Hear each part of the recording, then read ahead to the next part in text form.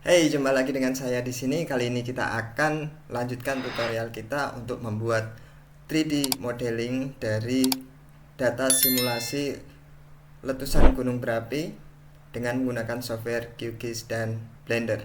Yuk, langsung aja kita mulai. Nah, ini adalah file yang kemarin kita sudah bikin. Kita akan gunakan sebagian. Jadi untuk sebagian layer di sini kita akan hilangkan atau kita akan hidden, tapi kita juga akan menambahkan layer-layer lagi yang nantinya akan digunakan pada proses selanjutnya. Nah, di sini kalau kita lihat, di sini untuk data DEM yang kita miliki, Demnas ini ya, itu hanya mengcover sebagian area Gunung Merapi, yaitu selatan dan barat serta barat daya. Untuk bagian utara, timur, dan selebihnya tidak di cover. Untuk itu kita akan mendownload data lagi dengan menggunakan plugin SRTM Downloader. Kita akan mendownload data SRTM untuk mendapatkan coverage yang lebih luas. Caranya dengan menggunakan plugin ini, tinggal diklik aja pluginnya, terus set canvas extend seperti ini, atau mungkin kita close dulu ya canvasnya, kita fokus di puncak Gunung Merapi, terus SRTM Downloader, set canvas extend, terus download. Nah, untuk dapat mendownload data dari sini kita harus memasukkan dulu username dan password, dan kalau kalian belum punya tinggal klik aja di link yang ada di sini untuk menuju alamat website untuk pendaftaran anggota. Kita masukkan sekarang. Oke, kita tunggu untuk proses downloadnya. Ya, udah mulai ya untuk proses downloadnya. Nah, jika sudah terdownload, kita upload, kita silang. Oh, ini ada notifikasi yang harus diklik dulu, kita silang.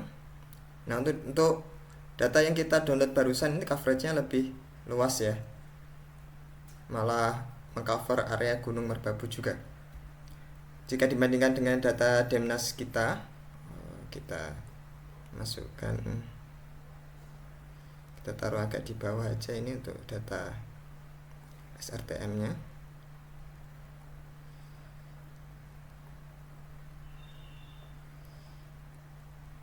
Jika dibandingkan, nah, area yang sudah pernah kita buat hanya di sekitar ini, sedangkan untuk data dari SRTM cakupannya lebih luas. Nah, ini penting karena nanti kita akan membuat simulasi di mana harapannya simulasi itu selain mengcover area yang kemarin kita lakukan simulasi, tapi area sekitarnya juga sedikit lebih terlihat gitu. Oke, kita hidden lagi untuk ini. Terus untuk Demnas juga kita hidden, kita sembunyikan, kita nggak perlu lagi.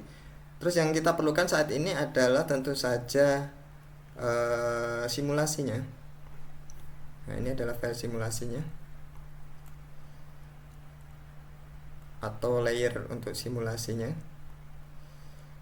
Kita taruh di sini ya, kita letakkan di tengah.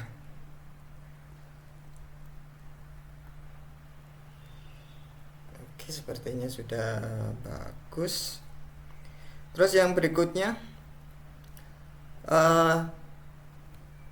untuk membuat model 3 dimensi kita butuh data DEM atau tekstur ini untuk sebagai digunakan dalam file tekstur nanti, tapi kita juga butuh kenampakan yang nantinya digunakan sebagai kulit dari teksturnya atau material ya istilahnya.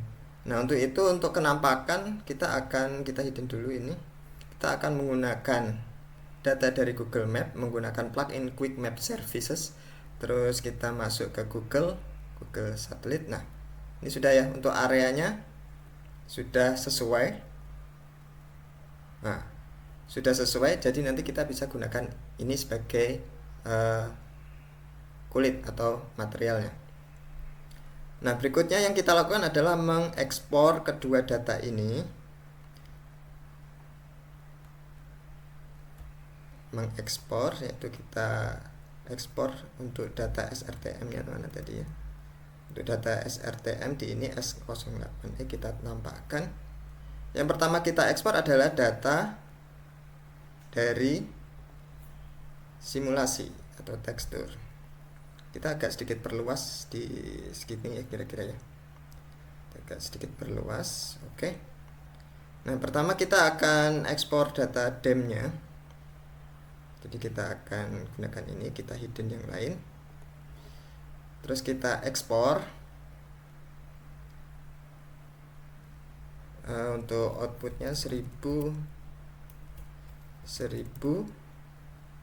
DPI nya kita gedein, terus nanti juga outputnya akan menyesuaikan. Kemudian kita save, kita overwrite yang sudah ada. Terus yang berikutnya adalah kulitnya atau kenampakannya. Untuk itu simulasi kita tampilkan, DEM-nya kita hidden, dan berikutnya Google Satellite-nya kita nampakkan. Project export to image, kita samakan.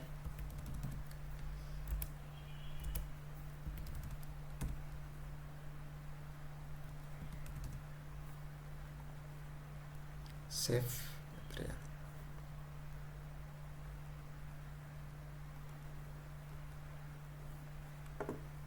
Oke. Kalau sudah, kita cek dulu untuk datanya. Di Home QGIS Merapi Blender. Oke, untuk teksturnya sudah seperti ini, dan untuk materialnya juga sudah seperti ini. Oke, berikutnya kita akan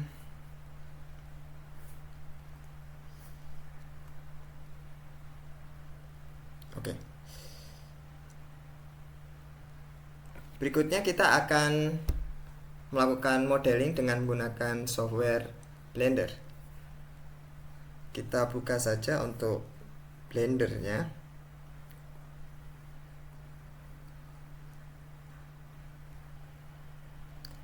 Oke, softwarenya sudah kelihatan. Kita hapus saja, kita klik ini di object mode, kita klik aja objek yang ada, terus kita hapus dengan menggunakan Shift A. Kita tambahkan plane di sini. Terus kita akan extrude, maka kita masuk ke edit mode, subdivide. Belum ini, belum dipilih. Subdivide kita ulangi dengan menggunakan Shift R. Semakin banyak, maka semakin detail dari tekstur yang akan kita buat nanti. Setelah masuk object mode ini, kita masuk ke sini, add modifier, generate, deform ya, deformasi, displace. Terus kita gunakan masuk ke material, ke tekstur ya maksud saya. Terus masuk new image or movie, sudah benar. Terus open, kita masuk ke Blender Merapi yang tekstur ya, karena kita akan membuat tekstur di sini. Oke, tekstur sudah masuk. Terus kita cek di object mode. Hasilnya seperti ini. Oke, hasilnya seperti ini. Nah, ini agak terlalu menjulang, maka kita sesuaikan untuk strength-nya. Mungkin seperti ini lebih masuk akal ya. Oke, terus kita tambahin lagi, tadi sepertinya kurang banyak untuk mesh-nya atau vertex-nya. Subdivide lagi. Tapi perlu diingat untuk melakukan ini, semakin banyak titik atau kotak-kotak lah katakannya ini yang kita generate, maka butuh kemampuan komputasi yang lebih mumpuni juga di sisi hardware Anda. Jadi untuk diperhatikan, semakin banyak kita mengenerate kotak-kotak ini, maka kemungkinan juga akan memperberat processing di komputer. Terus balik lagi ke edit mode seperti ini. Oke, sudah agak detail. Cuma kita akan melakukan smoothing dengan menggunakan klik kanan, shade smooth. Oke, sudah terlihat lebih halus ya. Oke, setelah itu kita akan menambahkan kulit di sini, atau apa istilahnya, material ya. Kita gunakan surface-nya, saya lebih suka di background sih. Mungkin teman-teman bisa melakukan atau memilih mencoba yang lain. Terus untuk colornya kita ganti menjadi image texture atau source-nya. Terus kita menggunakan Merapi material, open, dan jangan lupa untuk mengklik ini viewport shading untuk melihat hasilnya. Nah, sudah kelihatan. Ini adalah kulit atau material yang sudah kita reproduksi tadi dari gambar Google Satellite ditambah layer dari simulasi. Akhirnya ketika kita modelkan, maka akan mendapatkan hasil seperti ini. Nah, jika masih dirasa ini terlalu menjulang, kita masih bisa edit lagi di sini. Kalau tadi strength-nya 0,5, mungkin kita kurangi lagi 0,45. Nah, mungkin ini lebih realistis ya. Setelah selesai dengan objek 3 dimensinya, kita akan membuat kamera atau melakukan setting kamera untuk bisa mengcapture area ini, sehingga ketika di render kita bisa melihat sebuah video kenampakan dari Gunung Merapi secara berkeliling atau circling Gunung Merapi. Jadi dari video ini kita bisa melihat area-area mana yang mungkin sekiranya terdampak atau mungkin yang tidak terdampak dengan hanya melihat sebuah video. Oke, sekarang yang kita lakukan berikutnya adalah kita membuat sebuah kurva dulu. Kita lihat dulu ini dari sisi atas. Oke, terus kita tambahkan objek Shift A di sini, kurva, circle. Kita sedikit perluas scale di luar area gambar. Terus kita akan snapping kameranya ke kurva.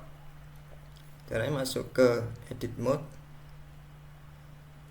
kita pilih snapping point-nya, terus Shift S, cursor to select, terus masuk ke object mode, kita pilih objek kamera, Shift S, select to cursor. Nah, kamera sudah menempel di sini. Berikutnya kita akan melakukan adjustment terhadap kamera sehingga kamera bisa melihat area Gunung Merapi.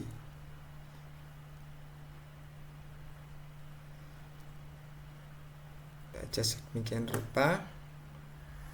Terus kita atur apakah dia sudah melihat Gunung Merapi. Ternyata belum. Kita putar dia di bagian biru ini. Terus kita coba cek, terus kita scale. Nah, kita split areanya ya, jadi yang sebelah kiri kita gunakan untuk melihat kenampakan kamera, sedangkan sebelah kanan kita gunakan untuk adjustment kamera. Oke, kita split sudah. Kita masuk ke kamera view. Oke, kita sekarang besar areanya, mungkin kameranya terlalu tinggi.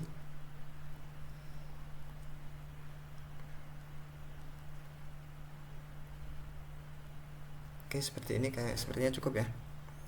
Kameranya seperti ini. Terus kita masuk lagi ke sini.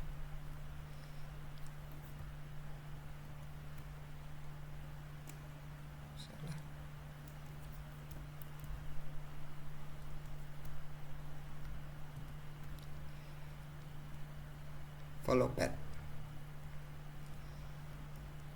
Setelah ini kita akan coba memutari area Gunung Merapi. Oke, untuk setting kameranya sepertinya sudah.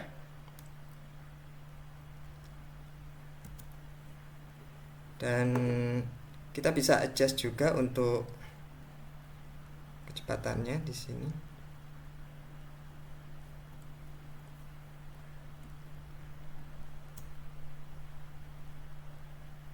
Untuk path animationnya, framenya bisa kita perkecil untuk mendapatkan kecepatan animasi yang lebih cepat. Oke, sebenarnya kita perbesar aja jadi 150. Nah, di frame 150 ini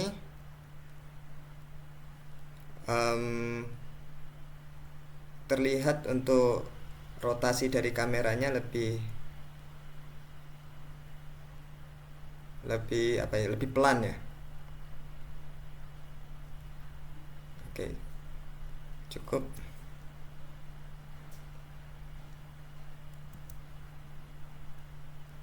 Kita coba apakah dia balik ke posisi sebelumnya. Oke, sampai 250 ya. Berikutnya kita akan setting untuk rendernya. Untuk rendernya kita gunakan cycles. Untuk saat ini kita menggunakan CPU, tapi kita juga bisa menggunakan GPU juga. Terus untuk max sampelnya biar tidak terlalu besar, saya akan gunakan 720 saja atau 1080 ya, 1080. Oke. Nah, berikutnya, oh ya, kelupaan, kita buat langitnya. Kita masuk langit ke color,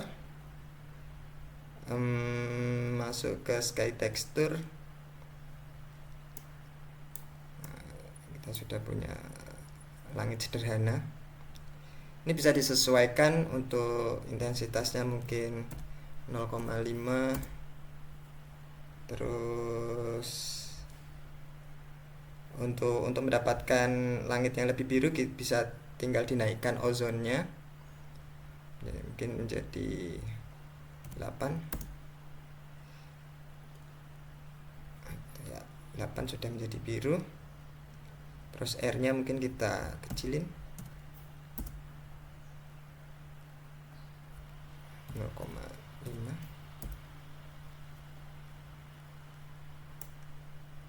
Oke. Nah, parameter rendernya sudah kita sesuaikan. Sekarang kita set untuk outputnya. Outputnya kita akan buat sebagai video, berarti FFmpeg video di sini. Terus outputnya kita taruh di folder yang kita sesuaikan. Misalnya di folder video kita buat lagi Blender render, accept, oke. Terus untuk ini dia, start frame-nya kita bisa sesuaikan di 1 dan end-nya kita bikin di 250. Nah, setelah itu Jangan lupa kita save pekerjaan kita, save as di home, di folder QGIS Blender Merapi. Kita kasih nama 3D Merapi. Save. Nah, sepertinya saya tidak akan melakukan rendering di laptop ini. Nanti kita akan bawa file hasil buatan kita ini ke komputer yang lebih proper. Kemudian kita akan render di sana dan nanti kita akan lihat hasilnya. Nah, ini adalah hasil rendering videonya. Bagaimana? Lumayan bukan? Oke, sekian dulu tutorial dari saya. Kalau kalian suka, kalian bisa klik tombol like. Dan kalau ada pertanyaan, silahkan tanyakan di kolom komentar. Jangan lupa subscribe dan share tutorial ini untuk terus mendukung channel ini memberikan tutorial-tutorial yang berguna buat kalian. Sampai jumpa di video berikutnya. Bye-bye.